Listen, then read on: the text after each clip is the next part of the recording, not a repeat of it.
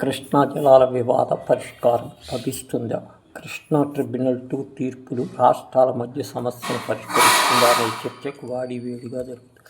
ఇలాంటి తరుణంలో పాలమూరు రంగారెడ్డి ఎత్తిపోతల పథకం, ఏపీ ప్రతిపాదించిన గోదావరి నల్లమల సాగర్ ప్రాజెక్టు గురించి తెలంగాణ అధికార పక్షాల మధ్య వాదోపవాదాలు జరుగుతున్నాయి. కృష్ణా బేసిన్లో పరిస్థితి గమనిస్తే ట్రిబ్యునల్ తీర్పు తర్వాత కూడా నీటి వినియోగం, తెలుగు రాష్ట్రాల మధ్య పరస్పర సహకారం, అవగాహన కీలకమని అర్థమవుతుంది.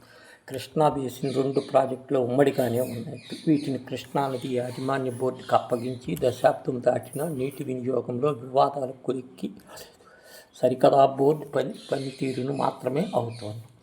బచావత్ ట్రిబ్యునల్ కృష్ణా బేసిన్ 75% నీటి లభ్యత 2130 టీఎంసీలు పరిగణనలోకి తీసుకుని ఉమ్మడి ఆంధ్రప్రదేశ్ 811 టీఎంసీలు కేటాయించింది. 2000 మే తర్వాత ఈ తీర్పును సమీక్షించి నీటి లభ్యత ఎక్కువగా ఉండే పంపిణీ చేయడానికి అవకాశం కల్పింది.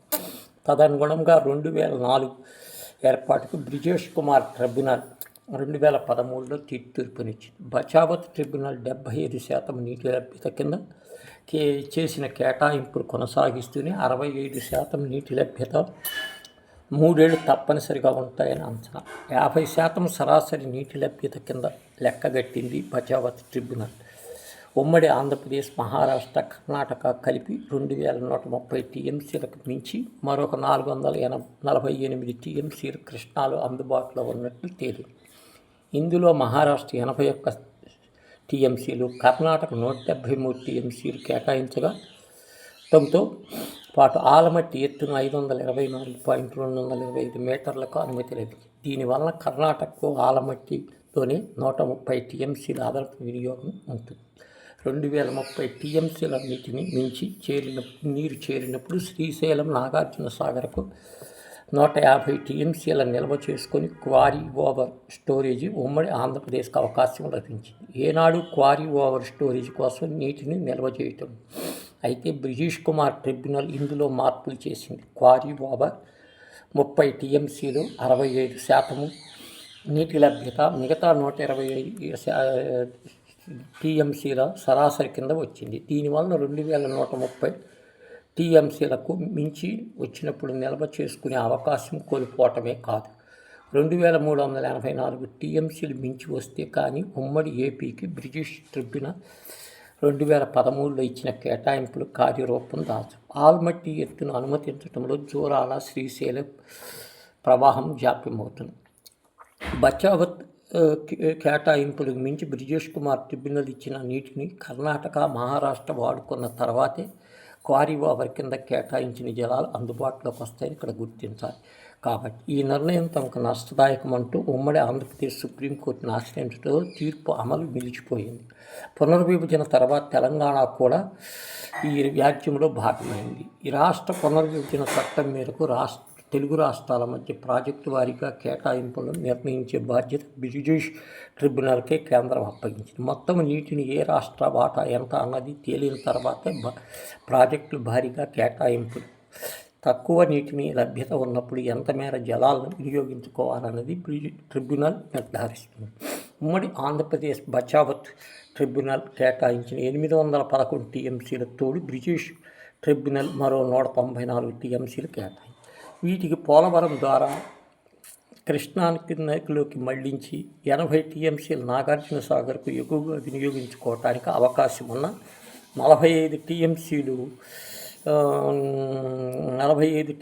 జత కల్పిస్తే మొత్తం 1050 టీఎంసీలు అవుతాయి. వీటిని ఏ రాష్ట్ర వాటా ఎంత అన్నది ప్రస్తుత విచారణలో చేపడుతున్న కృష్ణా ట్రిబ్యునల్ తేల్చాల్సి ఉంది. ఈ తీర్పు 2వ తెలుగు రాష్ట్రాలకు కీలకం కానుంది. పాలమూరు రంగారెడ్డి ఎత్తిపోతల పథకంపై జరుగుతున్న చర్చలో గోదావరి నుంచి కృష్ణాలోకి మళ్లీ 45 టీఎంసీల వినియోగ అంశం ప్రధానమైంది. రోజుకు 1.5 టీఎంసీలు వినియోగించడంలో 60 రోజులు 90 టీఎంసీల నీటిని మళ్లీ చేయాల ఈ పథకాన్ని 2015లో చేపట్టారు. చిన్న నీటి వనరుల కేటాయింపు ఉండి వినియోగించే 45 టీఎంసీల గోదావరి నుంచి కృష్ణా మళ్లించే నీటిని 45 టీఎంసీలు ఈ ప్రాజెక్టుని కేటాయిస్తూ 2022 ఆగస్టు 18న తెలంగాణ ప్రభుత్వం జీవోఆర్టీ 246 జారీ చేసింది. నిజానికి 1978 ఆగస్టులో కర్ణాటక ఆంధ్రప్రదేశ్ ముఖ్యమంత్రుల మధ్య బెంగళూరులో ఒక ఒప్పందం జరిగింది. గోదావరి జల వివాదాలు ట్రిబ్యునల్ అవార్డులో భాగమైంది. సింగూరు ప్రాజెక్టు వల్ల ముంపుకు గురి అయ్యే ప్రాంతాల భూసేకరణ పునర్వాసము కర్ణాటక చేపట్టడం, దీనికి అయ్యే పరివాహాన్ని ఆంధ్రప్రదేశ్ చెల్లించడంతో పాటు పలు ప్రాజెక్టుల గురించి అంగీకారం పొందింది. పోలవరం 150 అడుగుల కేంద్ర జలసంఘం అనుమతి లభించిన తర్వాత ఈ ప్రాజెక్టులో భాగంగా బేసిన్ మళ్లించి 80 టీఎంసీలు ఎలా వినియోగించుకోవాలో కూడా ఒప్పందం జరిగింది. ఇందులో కర్ణాటక, మహారాష్ట్ర కలిసి 35 టీఎంసీలు, ఉమ్మడి ఆంధ్రప్రదేశ్ 45 టీఎంసీలు వాడుకునేలా నిర్ణయించారు. గోదావరి నుంచి టీఎంసీలు నీటిని కృష్ణకు మళ్లించడానికి అయ్యే ఖర్చును మాత్రమే ఏపీ భరించాల్సి ఉంటుంది. గోదావరి జలాలపై 5 రాష్ట్రాల మధ్య పూర్తి అంగీకారం కుదిరిన 3 నెలల్లోగా పోలవరం డిపిఆర్ సిడబ్ల్యూసికి సమర్పించడానికి ఆంధ్రప్రదేశ్ అంగీకరించింది. 80 టీఎంసీలు అధికంగా నీటిని మళ్లించే సందర్భంలో పై నిష్పత్తిలోనే పంపిణీ జరగాల్సి ఉంటుంది. ఆ ప్రతిపాదనల వెనక్కి నల్గొండ జిల్లాలో 3 లక్షల ఎకరాల ఆయకట్టు నీరు అందించేందుకు శ్రీశైలం ఎడమగట్టు కాలువ నిర్మాణానికి 82 ప్రభుత్వం జీవో జారీ చేసింది. పోలవరం ద్వారా మళ్లించే 45 టీఎంసీల్లో 30 టీఎంసీలు ఈ ప్రాజెక్టు కేటాయించాలని 86 ఫిబ్రవరిలో కేంద్ర జలసంఘం ప్రతిపాదన. అయితే ఈ పోలవరం ప్రాజెక్టు తాము ఇంకా ఆమోదం తెలపలేదు. కానీ దీన్ని పరిశీలించలేమంటూ జలసంఘం అనే ఏడాది ఆగస్టులో ప్రతిపాదనలు వెనక్కి పంపింది. ఎస్ఎల్బీసీ కింద ప్రతిపాదించిన ఆయకట్టు 1998లో ఏఎంఆర్పిని ప్రభుత్వం చేపట్టింది. 2003లో నాటికి ఈ ప్రాజెక్టు పూర్తయ్యే అవకాశం ఆయకట్టుకు నీరు అందాయి. ఎత్తిపోతలు కాకుండా గ్రావిటీ ద్వారానే నీరు అందించడానికి 2005లో ఎల్ఏఎల్బీసీ ప్రాజెక్టు చేపట్టారు. 2009లో పోలవరానికి కేంద్ర జలసంఘం అనుమతి లభించింది. 2013లో అప్పటి చీఫ్ ఇంజనీర్ మురళీధర సారథ్యంలో స్టేట్ లెవెల్ స్టాండింగ్ కమిటీ 30% టీఎంసీలు ఎస్ఎల్బీసీకి, మిగిలిన 15 టీఎంసీలు మిగిలిన జలాలకు ఆధారంగా చేపట్టిన ప్రాజెక్టు కింద తాగునీటి అవసరాలకు కేటాయించాలని సిఫార్సు చేసింది. అయితే దీని ఆధారంగా ప్రభుత్వం ఎలాంటి ఉత్తర్వులు జారీ చేయలేదు. కానీ అదే ఏడాది ఆగస్టులో జోరాల నుంచి 70 టీఎంసీ నీటిని మళ్లించే డిపిఆర్ తయారీకి ఉత్తర్వులు జారీ చేసింది. తీర్పు ఎలా ఉంది?